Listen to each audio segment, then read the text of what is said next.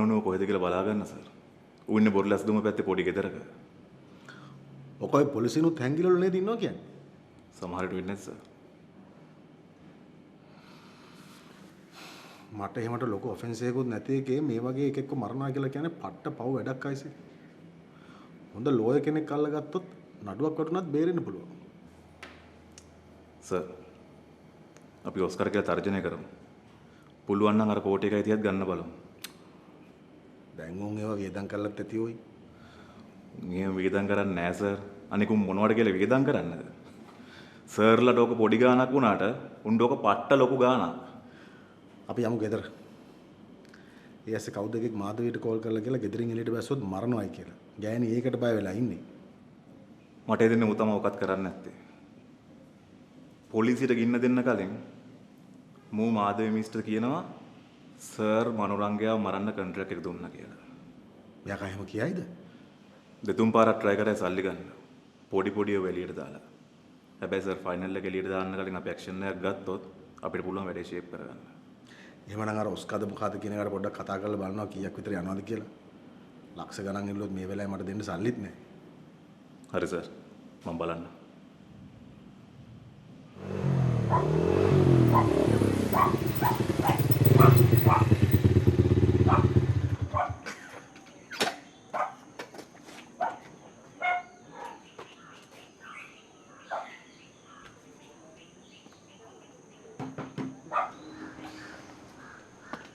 කොහමද?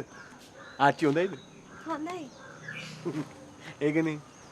අපි ඔයාව නවත්තන්නේ හොඳ ආච්චිලා ගාව. ඔයාගේ අයියා ඔයාව නවත්තන්නේ නරක ආච්චිලා ගාව. කෝ අයියා? දන්නේ නැහැ. මං කොහොමද ඔයාගේ අයියා ගැන දන්නේ?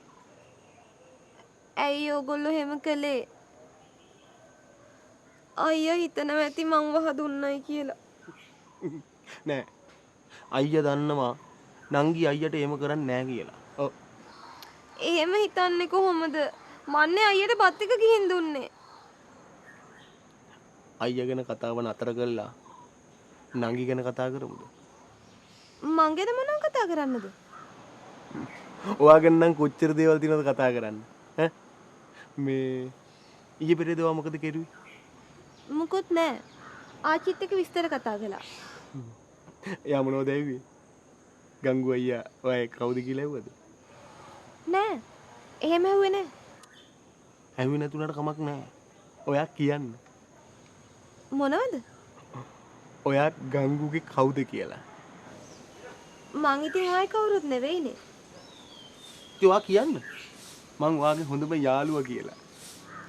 ඉතින් ඔයා මගේ හොඳම යාළුවත් නෙවෙයිනේ. ඉතින් ඔයා මගේ යාළුවෙක්ගේ නංගි කෙනෙකුත් නෙමෙයිනේ. මං ඒ වුණාට ආච්චිට කිව්වා මගේ යාළුවෙක්ගේ නංගි කෙනෙක් කියලා. ගාමිනියා මගේ යාළුවෙක් නෙමෙයි ගාමිනියා මගේ හතුරෙක්. ඔව්. උනාට මං ආච්චිට බොරු කිව්වා. අනේ අයියට මොකද කියන්නකෝ? එයා සනීපෙන්ද කියලා විතරක් කියන්න. දන්නේ නැහැ. ඌ ඉස්පිරිතාලෙන් පැනලා ගිහිල්ලා. පැනලා ගිහිල්ලා කියන්නේ ඉතින් සනීපයි කියන එක තමයි. නංගි බෙටියා. මට වාගේ ඔය ලස්සන අත් දෙකෙන් ප්ලේන් ටිකක් හදලා දෙන්න. පාන් තියනවා කනවද? කම් මරු පාන් මරු. එන්න.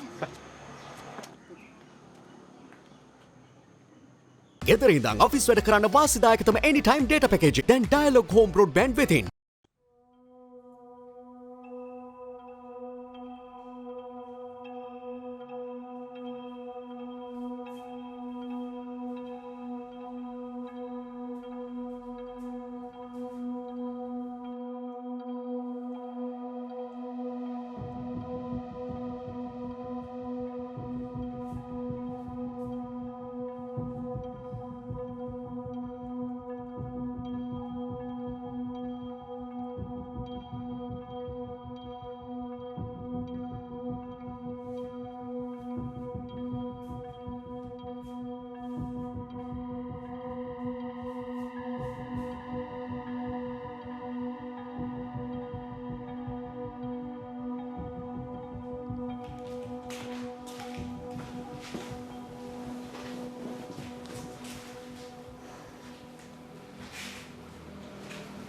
මට නැති වෙයි කියලා බයයි.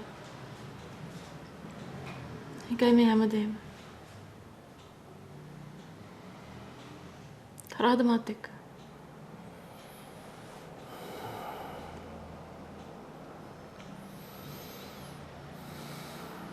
ඔය ඉස්සෙල්ලාම මාව විශ්වාස කරන්න පුරුදු වෙන්න.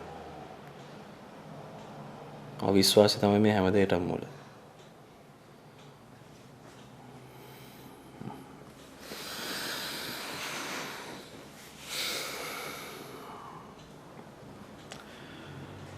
අපි ඉක්මනට වෙන තැනක් හොයාගන්න ඕන. ඇයි? ඇයි කියන්නේ? දැන් මාධවි මෙතන දන්නවනේ. ඇහුණනේ වට තර්ජනේ. තමසේ ගන්න බයයි. මේ බයකට නෙවෙයි. මේ ටිරාන්ට හරි පොලිසියට හරි කිව්වොත් එහෙම අපි මෙච්චර කාලයකට කරපු හැමදේම වැඩක් නැති වෙනවා. මොනවද මෙච්චර කකලේ? නේ. ඔයාට ඕන නම් මෙහාට වෙලා ඉන්න. හැබැයි මම වෙන තැනක් බලනවා. මේ දැන අමාරු වැටෙන්න ඕනේ නෑනේ.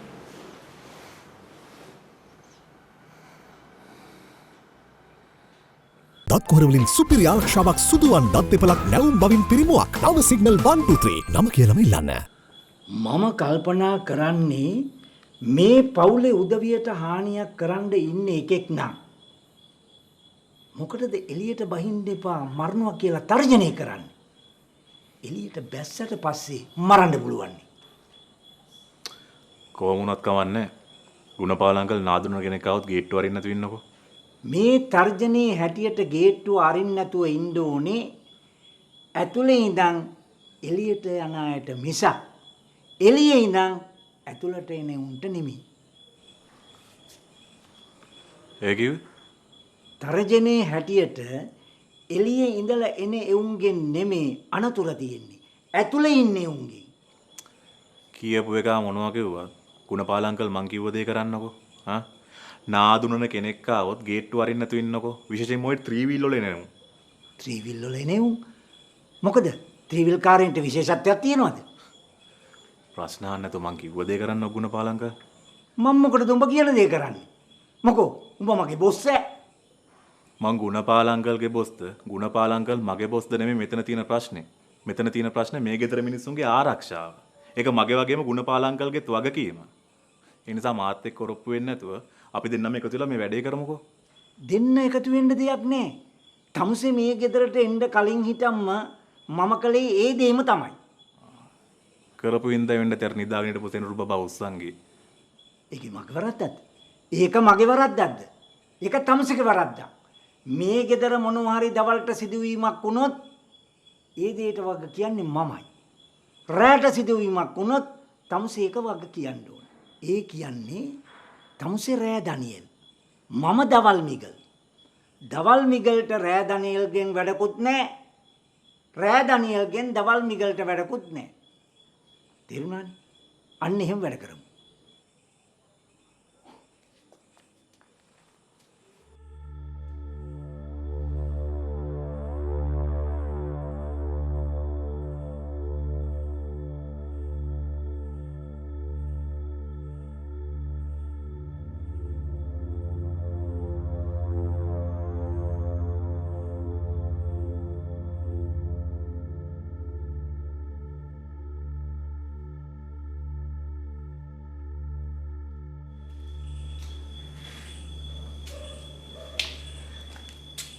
දෙන්නම නිදි. විමලේ ගාමිණීට ඇඳ දීලා එයා බිම නිදාගෙන. අනේ හැබැයි තමුන්ව මරන්න වහ දීපු එකාවනේ මේ ඇඳේ නිදි කරෝගෙන මූ සලකන්නේ. මට නම් තේරෙන්නේ නැහැ මොන જાති මිනිහද කියලා. විමලේ බිව්වා මෙහෙම හැසිරුණාට එයාගේ හිත හරි හොඳයි අම්මේ. හරි ඉක්මනට මිනිසුන්ට සමාව දෙනවා. ඒක නම් හැබැයි. උගේ ගුණේ තියුන් නැත්තම් එක්ක උඹ ජීවිතුන් අතර නැහැ. නැත්තම් උඹේ පෞල් ජීවිතේ නේ. අපි දැන් මේ මිනිස්සුන්ට මොකද්ද කරන්නේ? මොන මිනිස්සුන්ට? ගාමිණීට. මොනවා කරන්නද? උදේ නැගිට්ටාම තත්ත්වේ බලලා පන්නලා දානවා මිස. ඕක මේ ගෙදර තියාගන්න පුළුවන් විදිය වැඩ නෙවෙයිනේ ඕක අපිට කරේ. ඔව් ඒක නම් ඇත්ත තමයි. බේත් පෙති දීලා විමලේ මරන්න බැරි වුණාම ඉස්පිරිතාලෙන් අරන් ගිහිල්ලා කණ්ඩ බොන්න නොදී හිර කරගෙන හිටියේ. ඇත්තමයි මට එව්ව මතක් වෙනකොට නම් ගිහින් කොටලා ඉඳ හිතන නිදිපැදුරෙන් මැරලා යන්න. ගාමිණියට කැත්තෙන් කොටන්න උඹ? අනේ මේ මට බොරු නොකර හිටාම් බා. ඔබ මට හොරෙන් ගාමිනියව බලන්න ස්පිරිතාලෙට ගියේ නැහැ. මෙච්චර දේවල් වෙලා තියෙද්දි ගාමිනියව බලන්න ස්පිරිතාලෙට ගියේ උඹ ඌට කොටයි ගත්තේ. අනේ මගේ මුත් තාගන්න තිතා.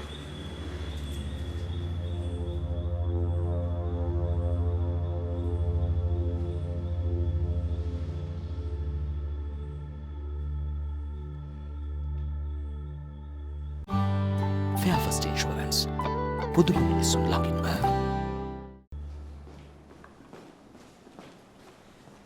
රජයි. ඕනේ.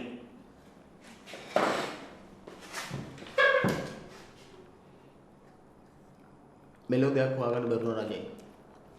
ඌ ස්පිරිතාලෙන් පැන්නමයි ඌ ගැන ආරංචියක් නැතිලු. හැබැයි රජයි මට අලුත් ඉන්ෆෝමේෂන් එකක් හම්බුණා. මොකද? රජයි ඇන්ජලෝ ඌ ජීවිතුන් අතර ඉන්නවා. ඔව්. ඌ මැරිලා නැහැ. ඌ මැරෙලා නැහැ. කොහොමද අර ක්‍රිෂි වගේ ඌත් මලමිනි ඉස්සෙල්ලමක් කරලා තියෙන්නේ? ඇයි රජයි ඈ? ඌ අපිට කොලේ වාලා ඇයි හැංගිලා ඉන්නේ? ඈ? මං කිව්වේ ඌ මුලින් ඉඳලම අපිට හොරෙන් මොනවද කරනවා කියලා.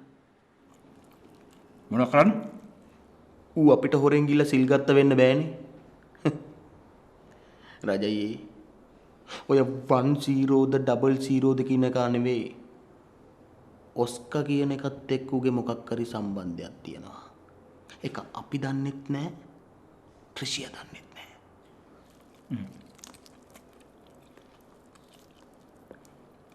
ක්‍රිෂි අපිට බොරුව දැම්මට ඒක ඔක්කොම දන්නවා. කොළොද සුන්දර දාලා ඇන්ජලෝ ගැන තොල බලපන්. රජයි මේ පෙන්ෂන් ගිය CID කාර්යෝ 3-4 දිනක් අපි මෙහි වැඩට ගමුද? අපිට මේ CID කේස් මුකුත් තේරෙන්නේ නැහැ අප්පා.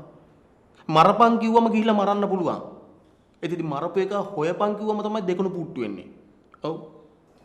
දැන් අපි දන්නවනේ අපි අරුන් ආශ්‍රය කරපෙමු. උන්ගේ පොඩ්ඩක් අහලා බලපන්. ඉස්සලා කොනක් කරලා ගන්න බලපන්.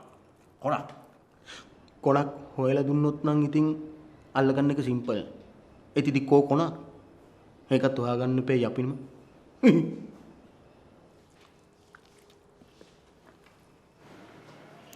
තමුස ඇන්ජලෝ මැරුවේ නෑනේ.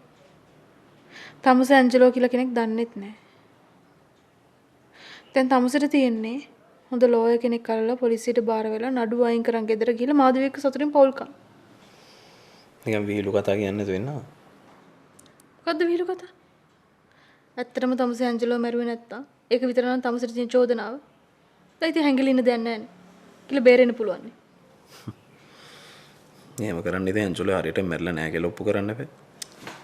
ඔප්පු වෙලානේ තියෙන්නේ. ඇන්ජලෝගේ කියලා හම්බෙච්ච බොඩි එක ඇන්ජලෝගේ නෙමෙයිනේ. ඒ බොඩි එක ඇන්ජලෝගේ නොවුණු පළියට ඇන්ජලෝ මැරිලා නැහැ කියලා ඔප්පු වෙන්නෙත් නැහැ. මම ඇන්ජලෝ මැරුවේ නැහැ කියලා ඔප්පු වෙන්නෙත් නැහැ. කෙනෙක් තමුස ඇන්ජලෝ මැරුවා. ඔය ඉතින් ආයෙත් පටන් ගත්තද පාර්ලිමේන්තරේ? මගේ හිත ආයෙ වෙනස් වුණා. ඇයි මොකද වෙනස් වුනේ? මම හිතන් හිටියේ ඇන්ජලෝ මැරිලා නැහැ කියලා ඔප්පු වුණා කියලා. ඒක මම තමුස විශ්වාස කරේ. ලෝක කියන විදිහට ඇන්ජලෝ මැරිලා නෑ. මං හිතුවේ මං නිර්දෝෂයි කියලා ආ හිතුවේ දැන් ගොඩ කාලයකට ඉස්සෙල්ලා කියලා. එදා කැලේ දුවම මම නිදහස් කෙරුවේ. මං ඇන්ජලෝ මැරුවේ නැහැ කියලා විශ්වාස කරපු හින්දා කියලා. නෑ. මම හිතුවා තමුස නිදහස් කරේ මං තමුසගේ ඇස් දෙකට පිස්සු වැටිච්ච නිසා. තමුසගේ අහිංසක මුණ දැක්කාම තමුසට මානුස්සෙත්වය කරපොත්තක්වත් මරන්න බෑ කියලා මට හිතුණා.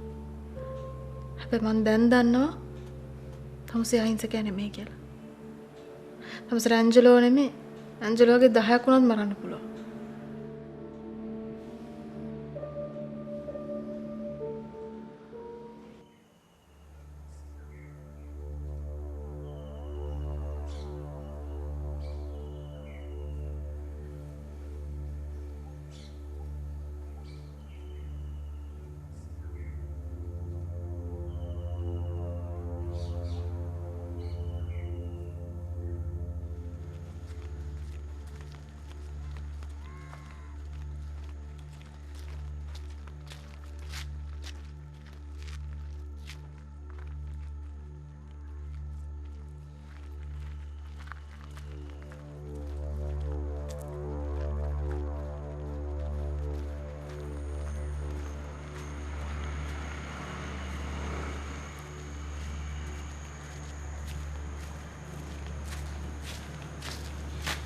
හිටියද?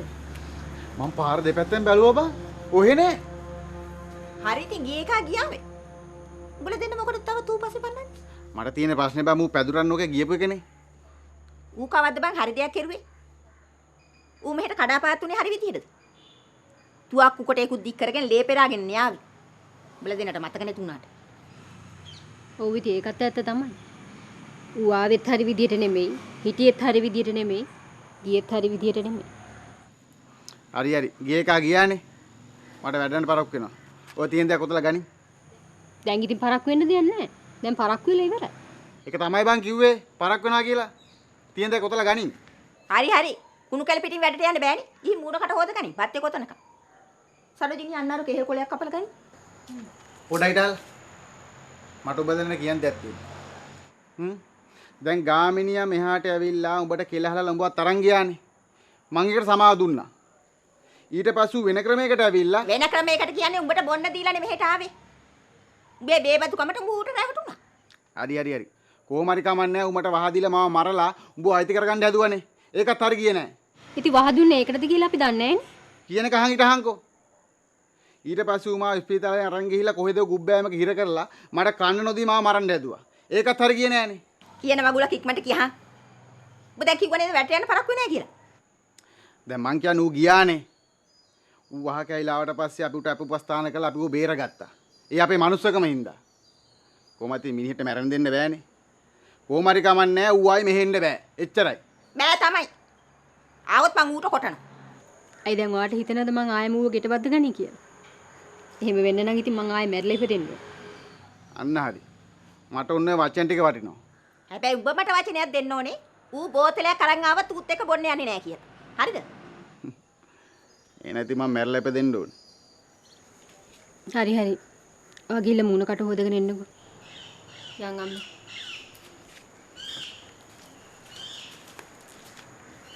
පියෝඩේල් කිරිතේ වගේ රසක් ලොවෙන්නේ. පියෝඩේල් එක්ස්ප්‍රස් කිරිතේ. අය මුන් දෙන්න කිසි දෙයකට සම්බන්ධ කරගන්න එපා. මං ආස නෑ සල්ලි පෙරේතකමට වැඩ කරනවට. හැමදාම බීලා එන්නේ නැහැ කියලා පොරොන්දු වෙන්න. ඔව් හැමදාටම තමයි. හැමදාම නම් බෑ. ඉඳලා පොඩ්ඩක් බොනවා. මාදවි ගිහින් පොලිසියට කිව්වහම දෙන්නත් එක්කම මාට්ටු වෙමු. ඊට පස්සේ හිරගෙවල් දෙකකට වෙලා ඉඳගෙන කූරු ගැනගෙන ඉමු. ඒකට හරියනේ.